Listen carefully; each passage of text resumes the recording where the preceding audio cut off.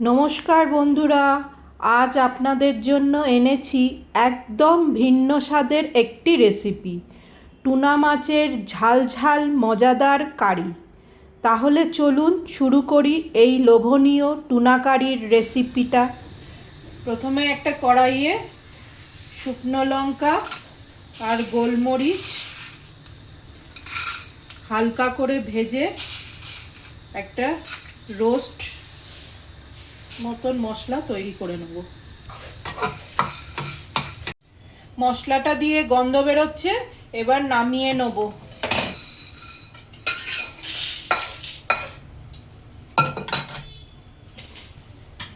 এটা নামিয়ে নিয়ে ঠান্ডা করে মিক্সিতে গুঁড়িয়ে নেব।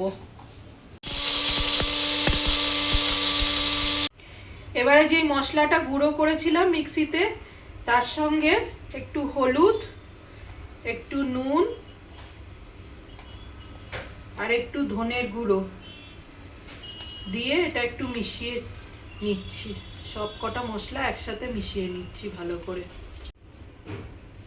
এবার এই মশলাটার মধ্যে এক এক করে মাছ দিয়ে সব কটা মাছের গায়ে এই মশলা ভালো করে মাখিয়ে নিচ্ছি।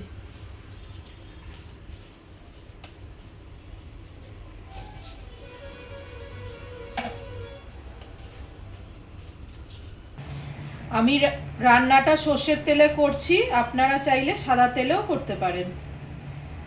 তেল গরম হয়ে গেছে, এবার মাছগুলো এক এক করে ভাজতে দিয়ে দিচ্ছি।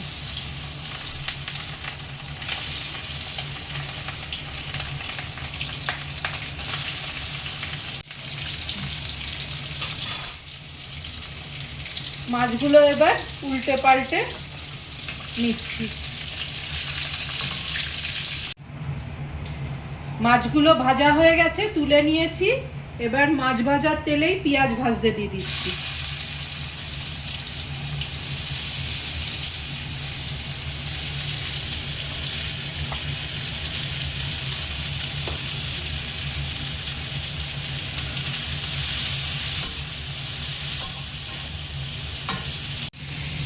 পেঁয়াজটা ভাজা হতে হতে একটা মশলা তৈরি করে নিচ্ছি।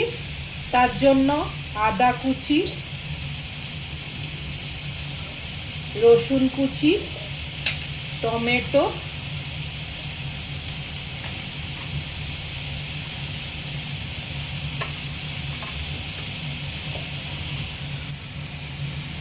ব্যবহার করে নিচ্ছি।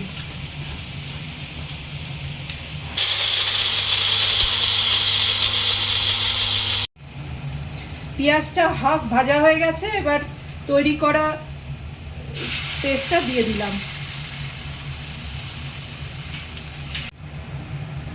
এবার এর মধ্যে নুন, হলুদ, ধনে গুঁড়ো, জিরে গুঁড়ো সব দিয়ে নাড়িয়ে চাড়িয়ে নিচ্ছি। এবার এর মধ্যে আর একটু লাল লঙ্কার গুঁড়ো দিয়ে আবার নাড়িয়ে চাড়িয়ে নিচ্ছি, যতক্ষণ না এটা ভালো করে কষা হয়।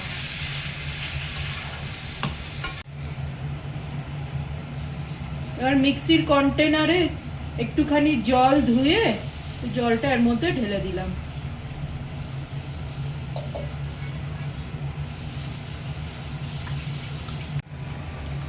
ঝোল ফুটে গেছে, এবার মাছগুলো এক এক করে ঝোলের মধ্যে দিয়ে দিচ্ছি।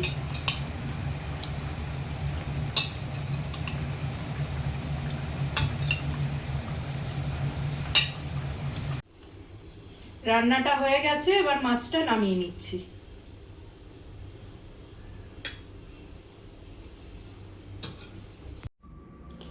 দেখলেন তো কত সহজে তৈরি হয়ে গেল দারুণ স্বাদের টুনা কারি। ভাত, রুটি কিংবা পরোটার সঙ্গে পরিবেশন করুন আর উপভোগ করুন। যদি রেসিপিটা ভালো লাগে তাহলে অবশ্যই করবেন আর জানাবেন কেমন লাগলো। আবার দেখা হবে নতুন একটা রেসিপি নিয়ে।